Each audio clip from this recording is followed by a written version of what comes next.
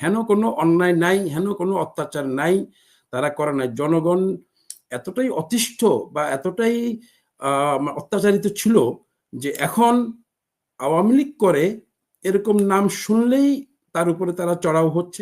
যে জুতার মালা পরানো হয়েছে, এটা আমি বলবো যে একটা মানে একটা মব জাস্টিস, অর্থাৎ আমাদের দেশের জনগণের যে তাৎক্ষণিক যে একটা প্রতিক্রিয়া, যেটা। আপনাকে ধন্যবাদ, অন্যান্য সমালোচকদেরকে এবং দর্শক যারা শুনছেন সবাইকে ধন্যবাদ। আমরা জানি যে এটা বর্তমানে talk of the town issue. আমরা জানি যে, তো হাসিনুর স্যারের জাস্ট কথার প্রসঙ্গ ধরে যদি আমি বলি যে আমাদের মুক্তিযুদ্ধ আমাদের বাংলাদেশের ইতিহাসে একটা সবচেয়ে গৌরবোজ্জ্বল একটা অধ্যায়, এবং এটার সাথে যারা জড়িত ছিল তারা অত্যন্ত সম্মানিত মুক্তিযোদ্ধা, তারা অবশ্যই সম্মানিত। কিন্তু একজন মুক্তিযোদ্ধা মানেই এই না যে উনি সব অন্যায়ের ঊর্ধ্বে। আমরা কিন্তু এরকম অনেক মুক্তিযোদ্ধাদেরকে কিন্তু রাস্তায় রক্ত দিতেও দেখেছি, অনেক মুক্তিযোদ্ধাদেরকে কিন্তু আমরাও দেখেছি যে পলিটিক্যাল অ্যাজাইলাম নিয়ে বিদেশের দূতাবাসের দরজায় দরজায় ঘুরতে।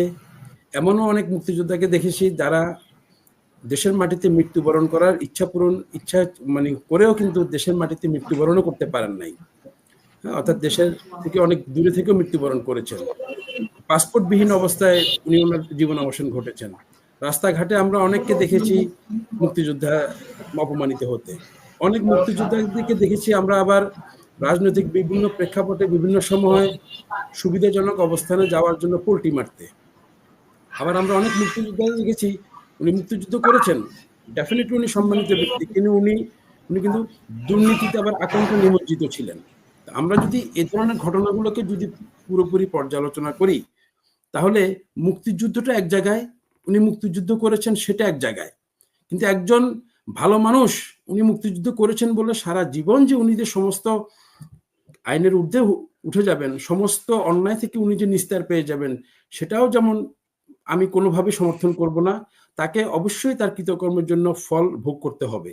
তবে তবে দেশের প্রচলিত যে আইন থাকবে, বিচার থাকবে, সেটার প্রতি আমাদের শ্রদ্ধাশীল হতে হবে, কোনো সন্দেহ নেই। আমরা কমনলি জানি যেটা, যে কেউ ব্যক্তিগতভাবে হয়তো বা আইন নিজের হাতে আমরা তুলে নেওয়াটা এটা কোনোভাবেই আইনের প্রতি শ্রদ্ধাশীল আচরণ না।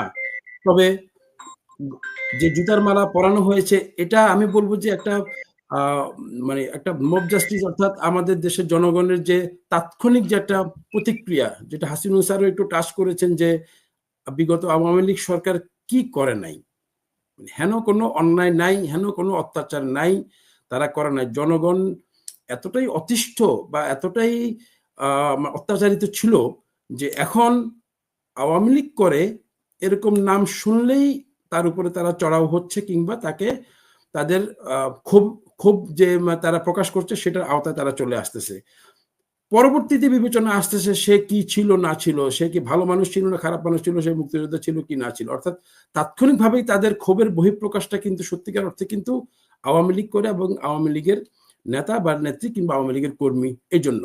এবং যে কেনু মিয়া যাকে জুতার মালা পরানো হলো, ওনার নামেও কিন্তু এত বড় অন্যায় এবং মানে অন্যায় কাজের যে ফিরিস্তি এবং যে মামলার যে ফিরিস্তি আছে, এতে করে কিন্তু কোনোভাবেই কিন্তু একজন মুক্তিযোদ্ধা এরকম একজন ক্যারেক্টারিস্টিক্স হয়ে উনি কিন্তু নিজেকে মুক্তিযোদ্ধা হিসেবে পরিচয় দেওয়াটাও আমি মনে করি অনেক বেশি লজ্জার।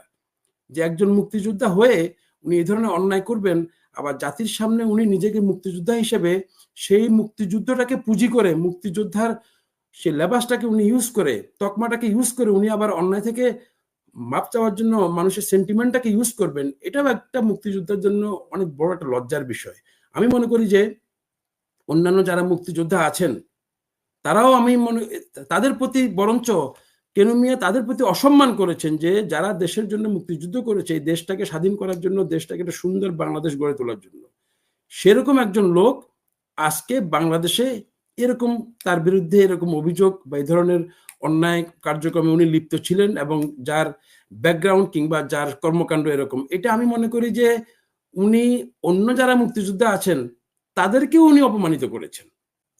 পুরো বাংলাদেশে যারা মুক্তিযুদ্ধ করেছেন, এইভাবে তো মুক্তিযোদ্ধা হিসেবে আমরা বীর প্রতীক ছিলেন, আমরা দেখেছি মেজর জেনারেল ইব্রাহিম, উনিও হ্যাঁ, নির্বাচনে গিয়েছেন, অনেকে বলছে যে উনি, কিন্তু ওনার বক্তব্য যদিও ভিন্ন যে উনি আর কত বছর অপেক্ষা করবেন বা বিএনপি জোট ভেঙে দিয়েছে, ওনার করার কি ছিল, সেভাবে বিচার করলে হয়তো বিষয়টা অন্যরকম। কিন্তু উনি তো কোনো অন্যায়ের সাথে জড়িত ছিলেন না। এখন কানুর মতো হয়তো অনেকেই অনেকভাবে, যেমন কানুর ব্যাপারে যে অভিযোগগুলো খুবই মানে আপত্তিকর অনেক অভিযোগ আছে তার শাসন আমল বা আওয়ামী লীগের শাসনে ওনার অনেক মানে অপকর্মের কথা ইতিমধ্যে আমরা মিডিয়ার মাধ্যমে জানতে পেরেছি। তো আপনার কাছে একজন মুক্তিযোদ্ধা হিসেবে তার আদর্শ তো অন্যরকম হওয়ার কথা ছিল। আমি সেই জিনিসটাই বলতে চাচ্ছি। একজন মুক্তিযোদ্ধা তিনি তার আদর্শিকত স্থান থেকে উনি ওনার অতীত কর্মকাণ্ডটাকে উনি যে শ্রদ্ধার জায়গাটাতে থাকবেন, উনি যদি নিজেই যদি ওনার কর্মকাণ্ডের মাধ্যমে যদি ওই শ্রদ্ধার জায়গাটা যদি উনি যদি হারিয়ে ফেলেন, তাহলে তো ওনাকে ওনার কনসিকুয়েন্সটা আসলে পেতে হবে। এখানে আমরা কিন্তু দুটো জিনিস, উনি মুক্তিযুদ্ধ করেছেন, মুক্তিযুদ্ধ একটা পার্ট, আর উনি যে কৃতকর্ম করেছেন, যে কাজটা করেছেন সেটা একটা পার্ট। আমি কিন্তু কোনোভাবেই কিন্তু উনি মুক্তিযুদ্ধ করেছেন, মুক্তিযোদ্ধা, ওটা দিয়ে কিন্তু আমি কোনোভাবেই কিন্তু ওনার বর্তমান কার্যক্রমকে কিন্তু বিচারও করব না, এবং সেটা দিয়ে আমি ওটাকে কিন্তু কাভার আপ করার পক্ষপাতী না। আপনি যেটা কারেক্টলি বলেছেন, এরকম অনেক আছে, বিএনপির অনেক আছে, বিভিন্ন দলের অনেক আছে, জাতীয় পার্টির অনেকে আছে যারা বিভিন্ন প্রকারের মুক্তিযোদ্ধা এবং খেতাবপ্রাপ্ত। তারা কিন্তু ঠিকই, আমি যদি জাস্ট তর্কের খাতিরে যদি বলি যে আজকে এমন হচ্ছে, কিন্তু তখন যখন এই সমস্ত মুক্তিযোদ্ধাদেরকে রাজনৈতিক প্রতিহিংসার অর্থাৎ মুখোমুখি হয়ে কিংবা মতের বিরুদ্ধে থাকার জন্য যখন রাজপথে যখন পুলিশ কর্তৃক যখন ওই মুক্তিযোদ্ধাদেরকে রাস্তায় যখন ফেলে তখন পেটানো হয়েছিল, অনেক আছে ভুরি ভুরি, আমি নাম এখন বলার দরকার নেই, সবাই আমরা জানি। তখন কিন্তু মুক্তিযোদ্ধাদেরকে অপমানিত হচ্ছে এরকম কোনো চেতনা কিন্তু কারো কিন্তু জেগে উঠে নাই। আওয়ামী লীগ সরকারের আমলে এরকম শত শত মুক্তিযোদ্ধাদের কিন্তু অপমান করা হয়েছে, তখন কিন্তু এ ধরনের কোনো চেতনা আসে নাই। হাসিনা স্যার যে পয়েন্টটা রাইটলি পয়েন্ট আউট করেছে, this is the high time, যখন এ ধরনের একটা ইস্যুকে রেস করে জাস্ট জনগণের ভিতরে একটা বিভক্তি তৈরি করা, যেই জিনিসটাকে মুক্তিযুদ্ধ দিয়ে আওয়ামী লীগ সরকার জাতিটাকে দ্বিধা বিভক্ত করেছে, এবং মুক্তিযুদ্ধের চেতনা এই জিনিসটাকে পুঁজি করে তারা ব্যবসা করেছে।